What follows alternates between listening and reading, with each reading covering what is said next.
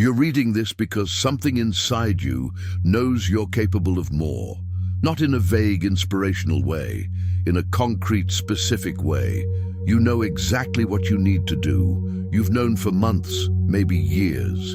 You need to have that conversation. You need to start that project. You need to leave that situation. You need to take that risk. And yet, here you are, still stuck, still waiting, still planning. And if you're honest with yourself, you're starting to wonder if there's something fundamentally wrong with you. Let me tell you something that might change everything. There's nothing wrong with you. Your brain is doing exactly what it was designed to do. It's keeping you safe. The problem is, it can't tell the difference between actual danger and the discomfort of growth. To your brain, they feel exactly the same, and that's why you're stuck.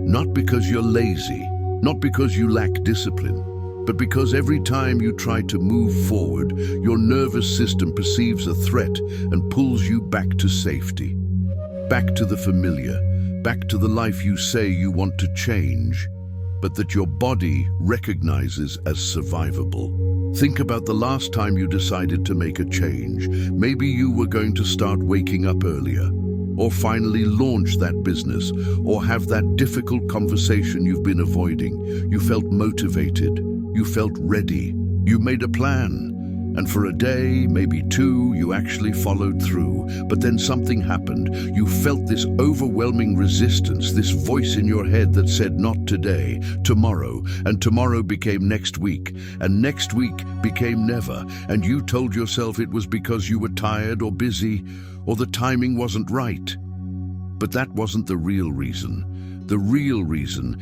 is that your amygdala, the alarm center in your brain, detected uncertainty. And uncertainty, to your ancient survival system, equals danger. Here's what actually happens in your brain when you try to change. The moment you attempt something new, something that requires you to step outside your established patterns, your amygdala lights up. It sends distress signals throughout your nervous system. It floods your body with cortisol and adrenaline. It suppresses your prefrontal cortex, the part of your brain responsible for rational thinking and decision-making. And suddenly, that thing you were about to do, that change you were about to make, feels impossible. Not difficult, impossible. Your hands get sweaty. Your heart races. Your mind fills with every possible reason why this is a bad idea. And you interpret this as a sign that you shouldn't do it. But it's not a sign. It's just your nervous system doing what it evolved to do over millions of years, keeping you alive.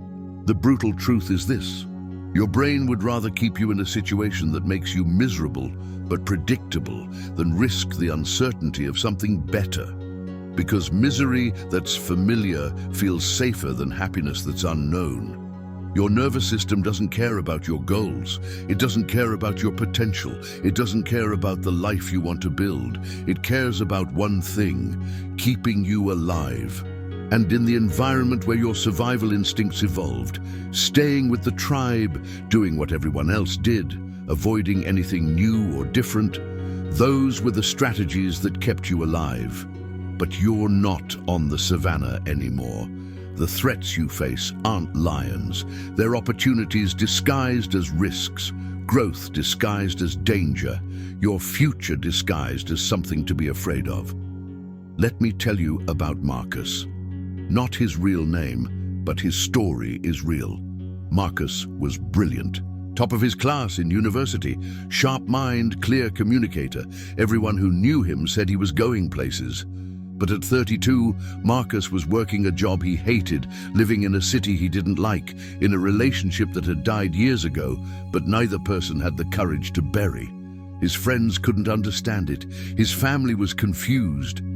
How could someone with so much potential be so stuck? And Marcus couldn't explain it either. He would lie awake at night, staring at the ceiling, feeling this crushing weight of wasted time. He knew what he needed to do. He needed to quit his job, move to a city with better opportunities, end the relationship, start fresh. He knew, but he couldn't do it and the gap between knowing and doing was destroying him from the inside. What Marcus didn't understand, what most people don't understand, is that he wasn't stuck because of circumstances. He was stuck because of identity. Deep in his subconscious, Marcus had an image of who he was, and that image, formed over years of experiences and reinforced by thousands of small decisions, had become his prison. He saw himself as the kind of person who plays it safe, who doesn't rock the boat, who endures rather than changes. And every time he thought about making a move, his identity screamed in protest, because changing his external circumstances would require changing his internal sense of self. And the brain resists that more than almost anything, because if you're not who you think you are, then who are you? And that question, that existential uncertainty, feels like death to your nervous system. This is what people don't tell you about change. It's not about motivation. It's not about willpower. It's about identity. You will always act in ways that are consistent with who you believe you are. Always. Even if those actions are destroying you. Even if you consciously want something different. If your subconscious identity says, "This is who I am," you will find a way to prove yourself right. You'll sabotage the job interview, because deep down you don't see yourself as the kind of person who gets that job. You'll mess up the relationship because you don't believe you're worthy of that kind of love. You'll quit right before the breakthrough because success doesn't match your internal image of yourself. And here's where it gets really insidious. Your brain is so committed to maintaining your identity that it will literally create obstacles to keep you consistent. This is called self-handicapping. You'll procrastinate until the last minute so that if you fail, you can blame the time pressure instead of your ability. You'll pick a fight with someone who's helping you so you have an excuse to quit. You'll get sick right before the big opportunity, not consciously. You're not sitting there deciding to sabotage yourself, but your subconscious, desperate to protect the identity it knows, will find a way to keep you safe. Safe from success, safe from change, safe from becoming someone you don't recognize. Marcus realized this on a Tuesday afternoon. He was sitting in a meeting, listening to his boss talk about quarterly projections, and he felt this wave of despair so intense he thought he might pass out. And in that moment, he saw it clearly. He wasn't staying in this job because he had to. He was staying because leaving would mean admitting that he was capable of more. And if he was capable of more, then he was responsible for having settled for less for all these years. And that responsibility felt unbearable. So his brain kept him stuck, not to punish him, to protect him from that unbearable realization. But something shifted in that meeting. Marcus stopped trying to convince himself he was stuck because of external reasons. He admitted the truth. He was choosing this. Every single day he was choosing safety over growth, comfort over potential, the familiar over the possible. And once he saw that, once he really saw it, he couldn't unsee it. The excuses didn't work anymore, because he knew they were excuses, and that brutal, honest awareness was the beginning of everything. Here's what Marcus did next, and this is critical. He didn't quit his job the next day. He didn't blow up his life. He didn't make some grand dramatic gesture, because his nervous system would have freaked out and pulled him back even harder. Instead, he made the change smaller than his resistance. He updated his resume. That's it. Just opened the document and added his most recent position, 30 minutes, and his brain didn't even register it as a threat. The next week, he reached out to one person in his network, just a casual coffee. "Hi, how are you? What are you working on?" No pressure, no stakes.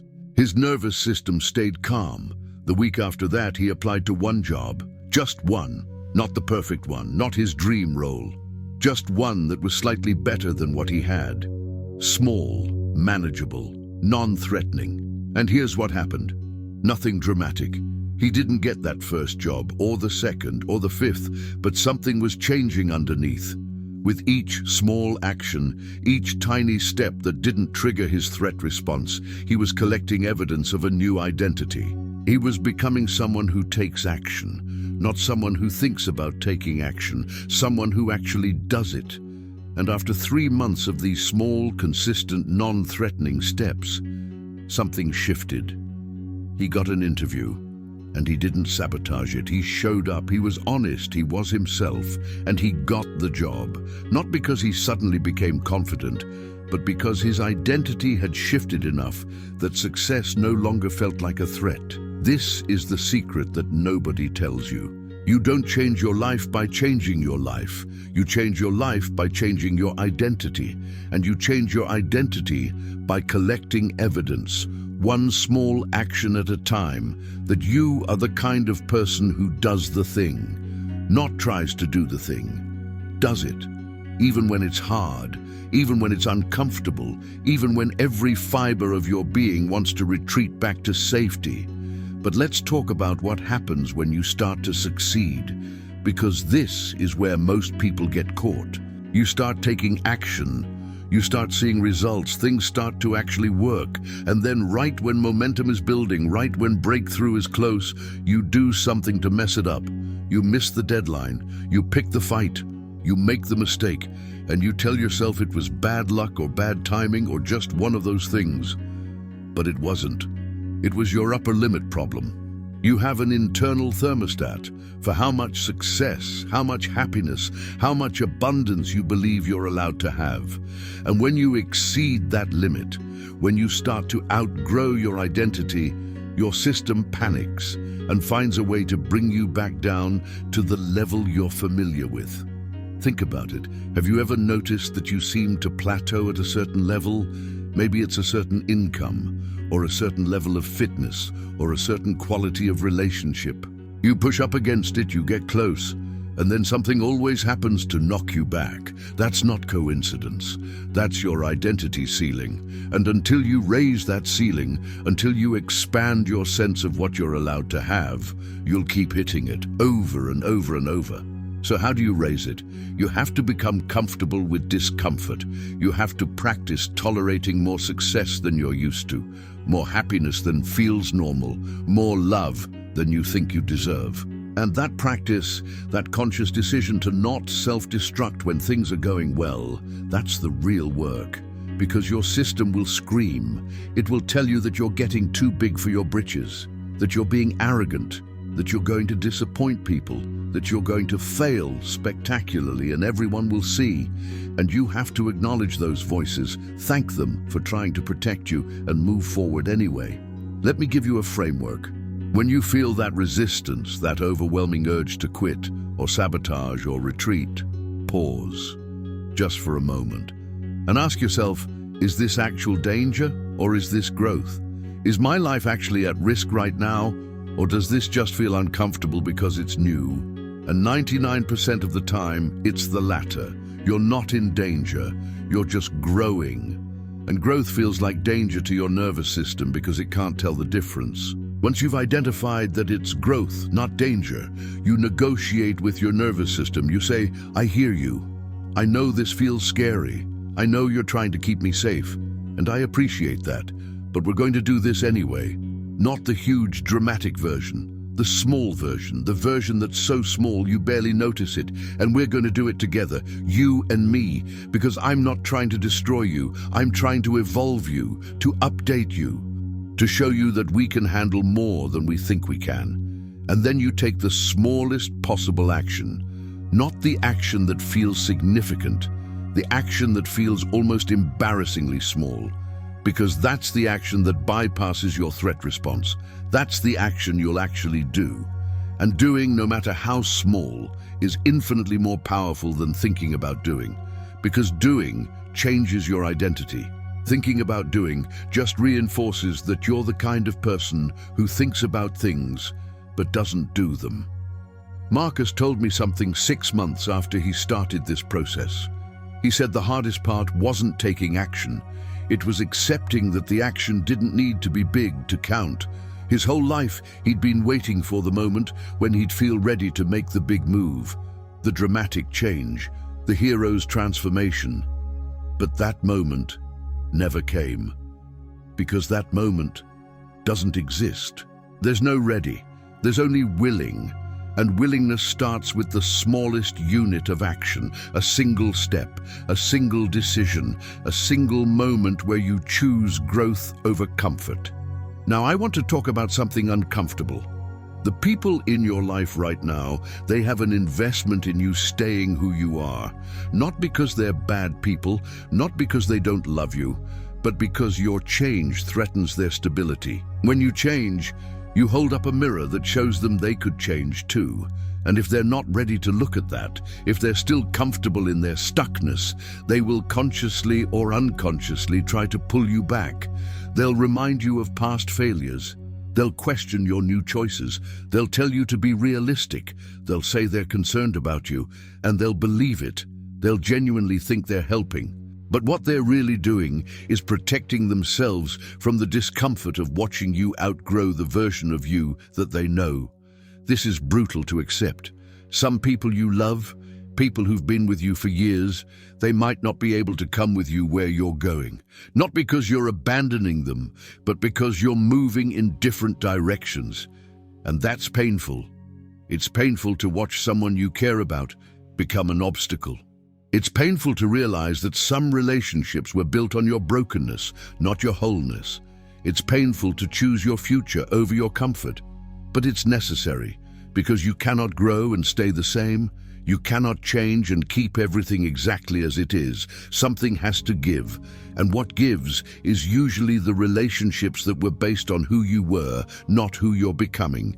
Here's what you do. You don't make announcements, you don't burn bridges, you don't create drama. You just quietly start living differently.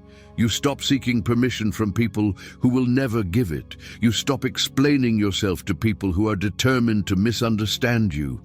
You stop trying to convince people who are invested in your staying small. You just move, quietly, consistently, relentlessly.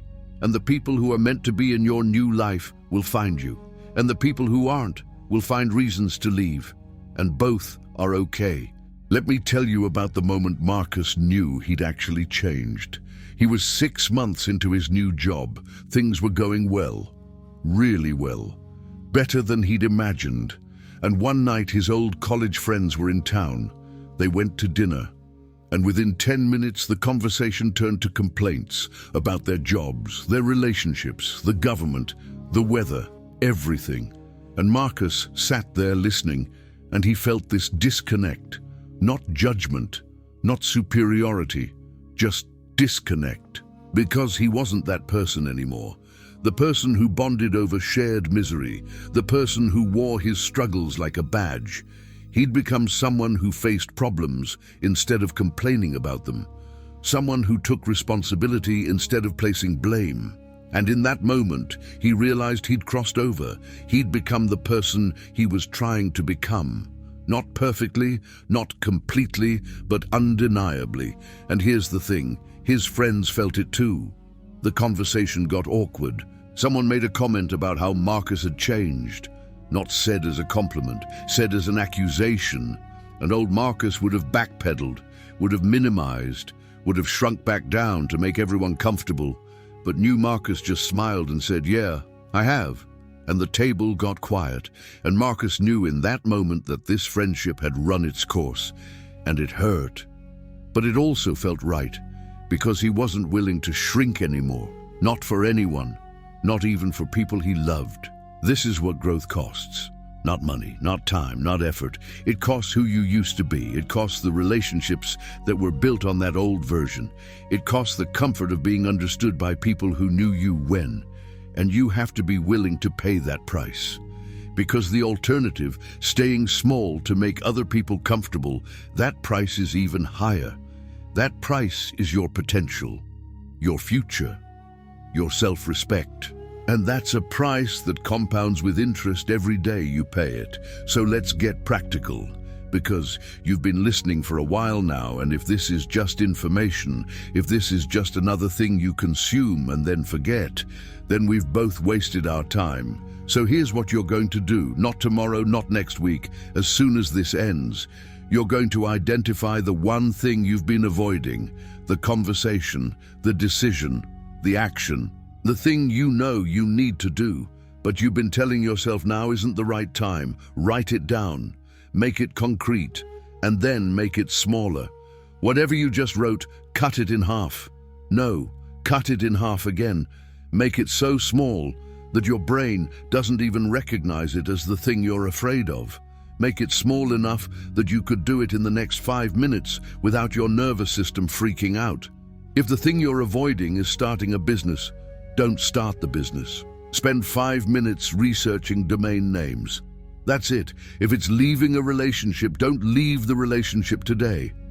Spend 5 minutes writing down honestly how you feel. No filter, no audience, just truth. If it's changing careers, don't quit your job. Spend 5 minutes updating one section of your resume. 5 minutes. Laughably small, insignificantly small. So small it almost feels like you're cheating. Good. That's exactly right. Because that small action that bypasses your resistance, that's the action you'll actually do. And doing it once changes your identity. You become someone who does the thing instead of someone who thinks about doing the thing.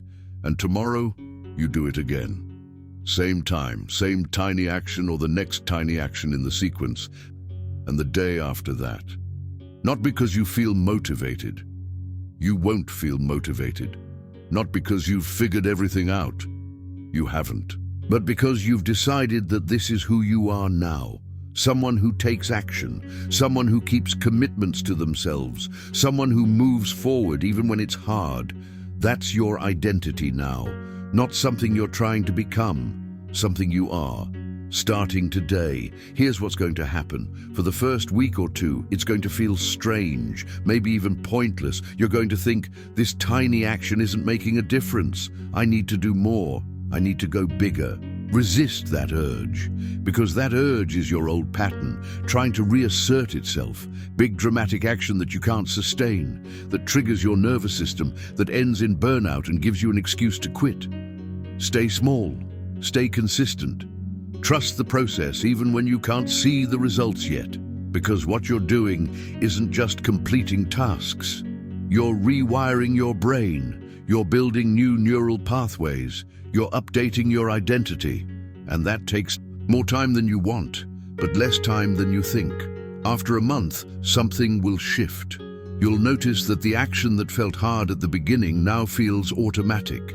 You'll notice that you're thinking differently, that opportunities you couldn't see before are suddenly obvious, that you're making different choices without even trying. This is your new identity taking hold. This is you becoming the person you decided to become. And once that momentum starts, once that identity shifts, things start to compound. The person who can do the small thing consistently becomes the person who can do the bigger thing. And the bigger thing leads to the next thing. And before you know it, you're living a life that looks nothing like the one you started with. But here's what you need to understand. This isn't going to be linear. Some days will feel easy. Some days you'll have energy and momentum and everything will flow. And some days will feel impossible. Some days you'll wake up and every cell in your body will scream at you to quit, to give up, to go back to who you were. Those are the days that matter most. Those are the days that separate the people who transform from the people who try to transform. Because anyone can show up when they feel like it. The question is, can you show up when you don't? Can you keep the commitment when it's hard, when no one's watching, when there's no immediate reward? Because that's where character is built. That's where identity solidifies, in those moments when it would be easier to quit and you don't. And let me tell you what's waiting on the other side of those hard days. Freedom. Not the kind where you do whatever you want whenever you want. The kind where you trust yourself, where you're not constantly negotiating with your own resistance, where you're not carrying around the weight of unkept promises and unlived potential, where you look in the mirror and you respect who you see, not because you're perfect, but because you showed up. because you tried, because you became the person you said you would become. That freedom, that self-respect, that trust in yourself, it's worth more than comfort. It's worth more than ease. It's worth more than the approval of people who want you to stay small, because it's the only thing no one can take from you. So here's my question for you, and really sit with this. Really feel it. What would you do if you knew you couldn't fail? If success was guaranteed, if you had absolute certainty that you would eventually get there, what would you start today? Picture it clearly, feel it. Let yourself want it without the shame of wanting something you're not sure you can have.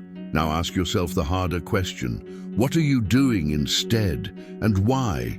The gap between those two answers, that's where your life is waiting. That gap is filled with fear dressed up as wisdom, with protection disguised as practicality, with safety masquerading as responsibility.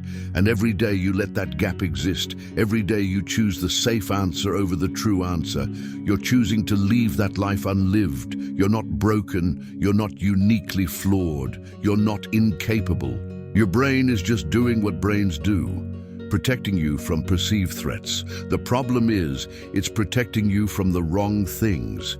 It's protecting you from growth, from possibility, from the person you're capable of becoming. And until you understand that, until you see the mechanism clearly, you'll keep thinking the problem is external. You'll keep waiting for circumstances to change, for motivation to strike, for confidence to appear. But none of that is coming. Because the problem isn't out there. It's in here, in the gap between who you are and who you're capable of being. And that gap can only be closed one way. By action, small, consistent, relentless action that accumulates into identity change. This is your moment, not because today is special, but because you're finally willing to see the truth. You're stuck because you're choosing stuck. You're waiting because you're choosing to wait. You're playing small because small feels safe. And none of that is going to change until you decide it changes. Not hope it changes, not wish it changes. Decide. Make a decision right now. Are you willing? Are you willing to be uncomfortable? Are you willing to outgrow people you love? Are you willing to fail and try again? Are you willing to look foolish? Are you willing to start before you're ready? Are you willing to become someone you don't fully recognize yet? Because if you're truly willing, then nothing can stop you. Not your past, not your circumstances, not your fear, not your doubt, nothing. Willingness is the only prerequisite. Everything else you can learn, everything else you can build. But if you're not willing, if you're still waiting for permission or certainty or the perfect moment, then this conversation ends here and nothing changes. But I don't think you're here by accident. I think you're here because some part of you, maybe the part you've been ignoring, maybe the part you've been afraid to listen to, that part knows it's time. Knows that you can't keep living like this. Knows that the person you could have been is slipping away with every day you don't act. And that part is begging you to finally listen, to finally move, to finally become. So listen and move. Start so small it feels ridiculous. Start so small you're almost embarrassed by how small it is. But start today, right now. This moment, because this moment is the only one you have. This moment is the only one where change is possible. Yesterday is gone. Tomorrow doesn't exist. There's only now. Only this breath. Only this choice. Only this single small action that begins everything. So take it. Do the thing. The tiny version. The version that doesn't trigger your fear. And then tomorrow, do it again. And keep doing it until the person you are becomes the person you decided to be. That person is not a fantasy. That person is a possibility. And possibilities become realities through action. So act now. Before your brain talks you out of it, before you find another reason to wait, act, and everything changes.